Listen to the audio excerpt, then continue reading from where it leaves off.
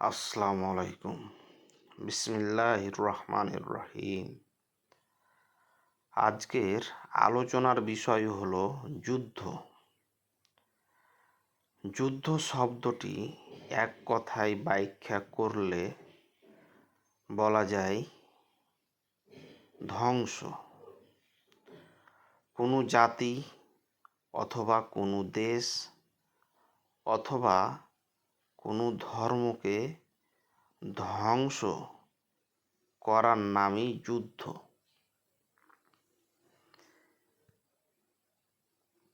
পৃথিবীতে অনেক ধর্ম রয়েছে, কিন্তু কোনো ধর্মই যুদ্ধের পক্ষে নয়। কারণ প্রত্যেক ধর্মই জানে, প্রত্যেক ধর্মের মানুষই জানে যুদ্ধ মানে ধ্বংস, ক্ষয়ক্ষতি, হারানো। কিন্তু আমরা মানুষেরাই এই যুদ্ধ করে থাকি, কখনো সম্পদ হাসিলের উদ্দেশ্যে, কখনো ক্ষমতা হাসিলের উদ্দেশ্যে, অথবা কখনো ধর্ম প্রতিষ্ঠার উদ্দেশ্যে। মানুষ একে অপরের সাথে যুদ্ধ করে থাকে। সত্য বলতে আমাদের স্রষ্টা, যুদ্ধ বলতে সত্যের সাথে মিথ্যার, ভালোর সাথে মন্দের যুদ্ধের আদেশ দিয়েছেন। মানুষের সাথে মানুষের, নিরপরাধ মানুষের সাথে অপরাধ মানুষের যুদ্ধের আদেশ দেননি। ধন সম্পদ, এ দুনিয়ার ক্ষমতা হাসিলের উদ্দেশ্যে। পৃথিবীর সকল মানুষকে যে স্রষ্টা সৃষ্টি করেছেন, সে কি কখনো চাইবে যে মানুষ একে অপরের সাথে যুদ্ধ করে ধ্বংস হয়ে যাক, মারা যাক? অথবা আপনি কি চাইবেন আপনি আপনার ভাইকে হত্যা করতে, ধ্বংস করতে, মেরে ফেলতে? সত্যি বলতে পৃথিবীর কোনো ধর্ম, কোনো আইন, কোনো রাষ্ট্রই চায় না যে যুদ্ধ হোক, মানুষ মানুষকে হত্যা করুক।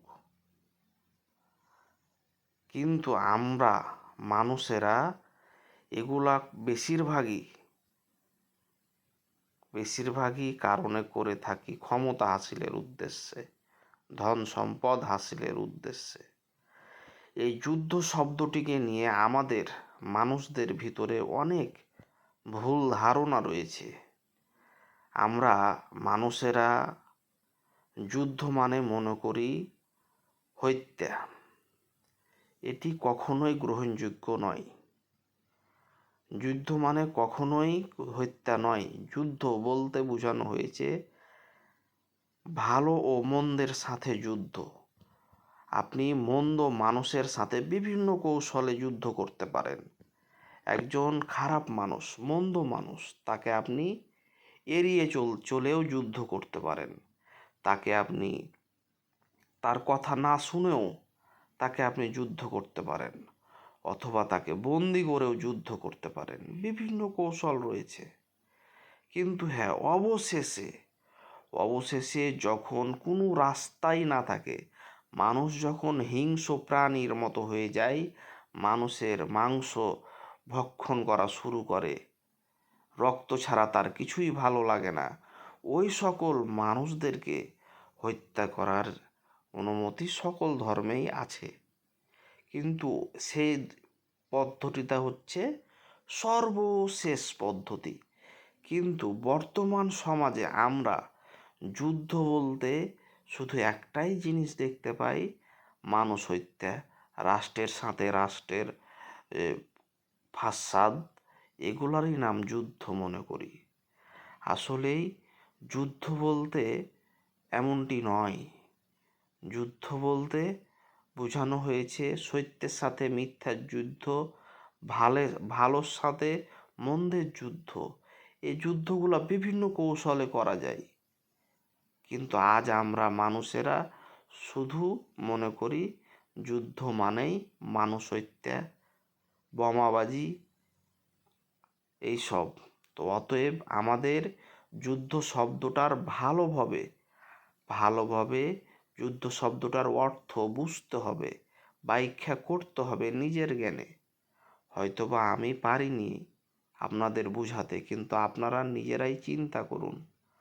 আমাদের স্রষ্টা সৃষ্টিকর্তা কখনোই চাইবে না কোনো মানুষকে ধ্বংস করতে, কোনো জাতিকে ধ্বংস করতে। অতএব আমরা সকলেই আমাদের ধর্মগ্রন্থগুলো যেসব বিষয়ে মিল রয়েছে কমসে কম আগে সেইগুলো মানি, তাহলে আমরা পৃথিবীতে কমসে কম শান্তিতে থাকতে পারবো।